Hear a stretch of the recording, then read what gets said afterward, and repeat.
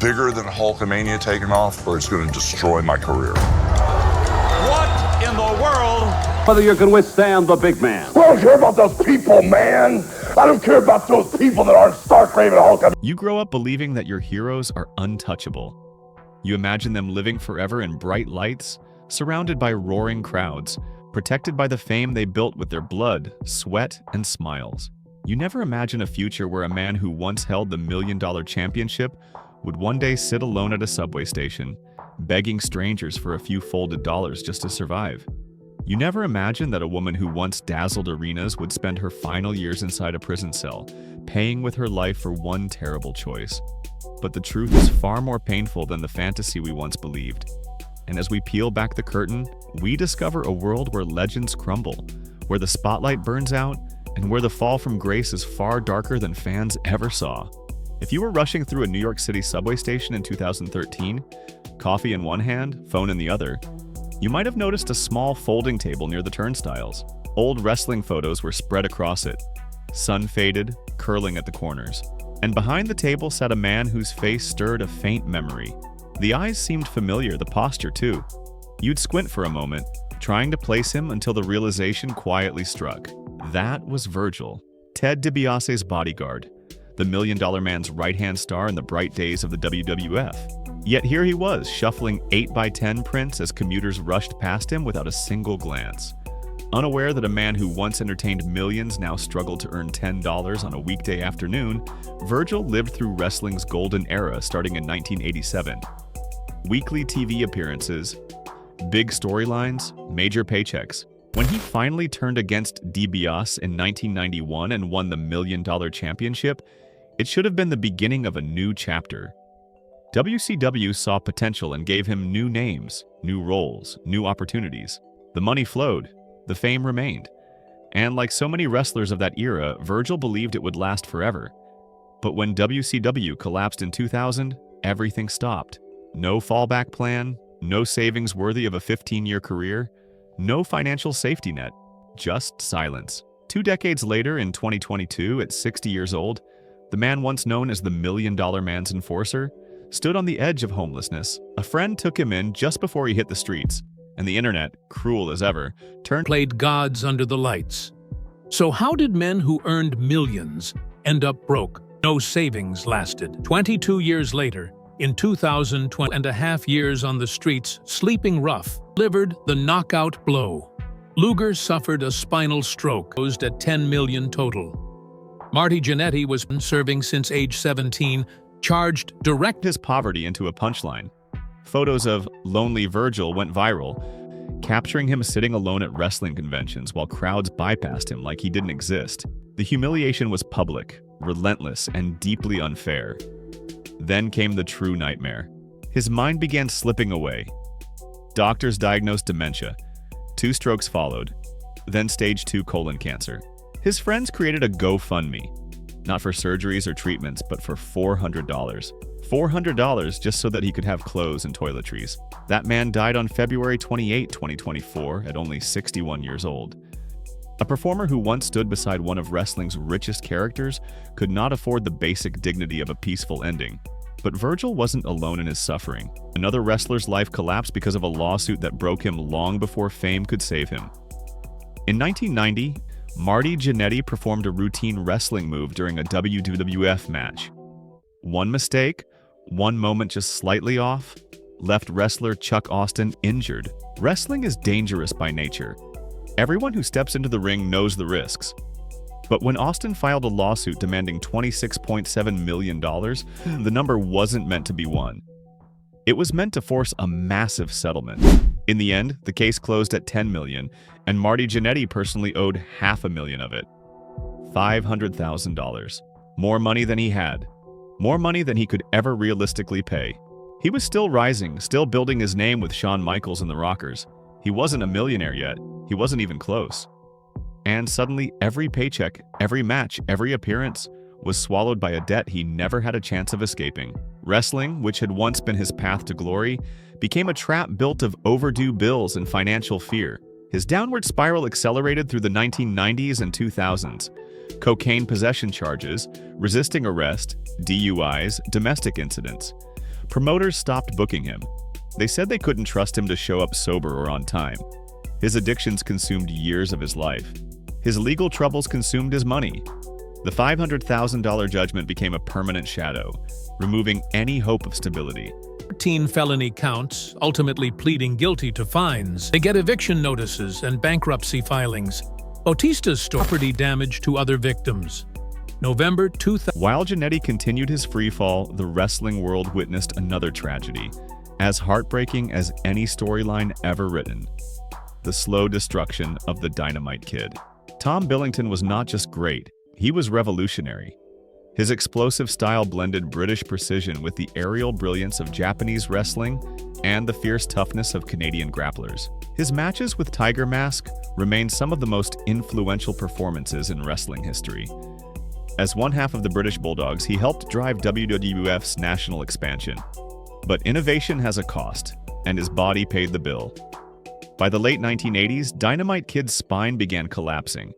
2 herniated discs, severe nerve damage. He kept wrestling anyway. That's what wrestlers did then.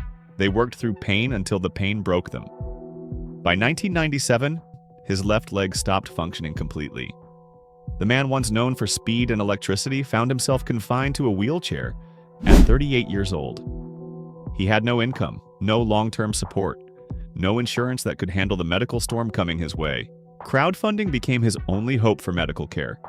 Chris Jericho donated money out of respect, but WWE, the company he had helped build, donated nothing, not a penny.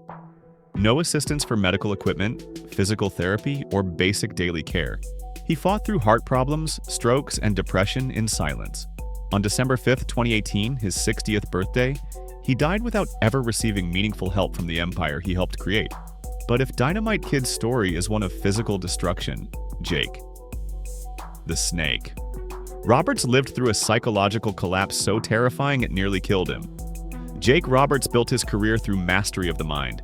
His promos were chilling. His feuds were unforgettable. He earned millions. Then WCW tore everything away. His snake gimmick, his identity, his income. A financial execution disguised as a contract negotiation. From millions a year to 200,000.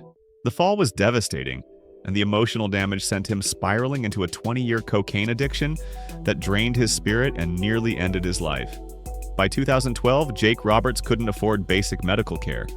His hip was nearly destroyed. His teeth were failing. Depression suffocated him. And according to friends, he began talking about getting a gun.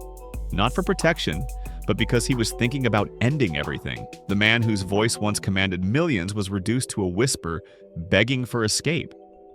And he wasn't alone in his despair. Scott Hall, the bad guy, the showman, the legend, faced the exact same darkness. 2 WWE Hall of Fame rings. Iconic ladder matches. Enormous earnings. Yet years of addiction destroyed his body until doctors warned he had little time left. He too talked about getting a gun. He too was crushed by depression. 3 full years of professional death. Bautista described shot after shot of him sitting completely alone at probation and periodic substance testing. December question isn't whether Marty Jannetty will hit rock bottom. The question that night. The bullet wound eventually healed. Nobody could save WWE release after Vince McMahon personally intervened. And though he fought back, his body eventually surrendered in 2022 at 63 years old. But not all tragedies came from addiction or aging. Some came from brutal accidents that cost wrestlers everything in an instant. Joey Mercury knew that pain better than anyone. In December 2006, during a ladder match, a mistimed spot smashed a steel ladder into Mercury's face, shattering bones and sending blood pouring across the ring. Over 30 stitches could not hide the damage. The pain reignited a lifetime of addiction battles: cocaine, crack, heroin, alcohol. WWE released him in 2007 so he could get help. But rehab came with a cruel price. The mortgage payments didn't stop. His home faced foreclosure, till CM Punk did the unthinkable. Punk, who had never touched drugs or alcohol, wrote a 6-figure check and bought Mercury's house outright. Not as a loan, as a rescue. Most wrestlers never get that kind of lifeline. Perry Saturn certainly didn't. In 2004, Saturn saw a woman being violently assaulted and charged in to help without hesitation. The attacker shot him in the neck at point-blank range. He saved her life. Nobody saved his. Pain and trauma consumed him. Prescription pills didn't help. Therapy didn't help. He turned to crystal meth and disappeared for 2.5 years. Homeless, destroyed, wandering the streets while CTE quietly ate away at his brain. His wife saved him. Slowly, painfully, Saturn climbed back to sobriety, managing the incurable brain damage. And though he returned to the ring in 2021, the years he lost can never be replaced. But some falls come not from addiction or injury, but from choices that destroy innocent lives. Tammy Sunny Sitch knows that more than anyone. Once one of the most desired personalities in wrestling, Sunny lived a life of glamour and fame. But behind the scenes, addiction tightened its grip.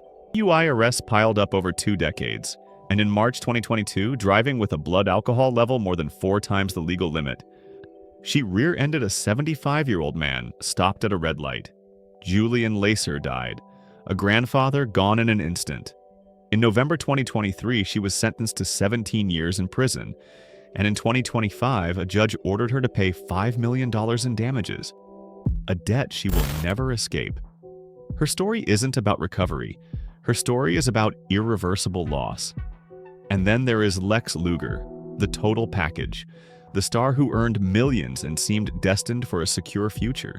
But a chain reaction of arrests, legal fees, and personal tragedies drained his fortune. A spinal stroke in 2007 left him temporarily paralyzed. Medical bills rose into the hundreds of thousands. Unable to wrestle again, unable to earn at the level he once had, Lex watched his fortune evaporate. From millions to hundreds of thousands to a quiet struggle for the rest of his life. These are not just stories of wrestlers. They are stories of human beings swallowed by a system that praises them under bright lights but forgets them the moment the music stops. Men and women who built their lives around the cheers of millions, only to find silence when they needed help the most.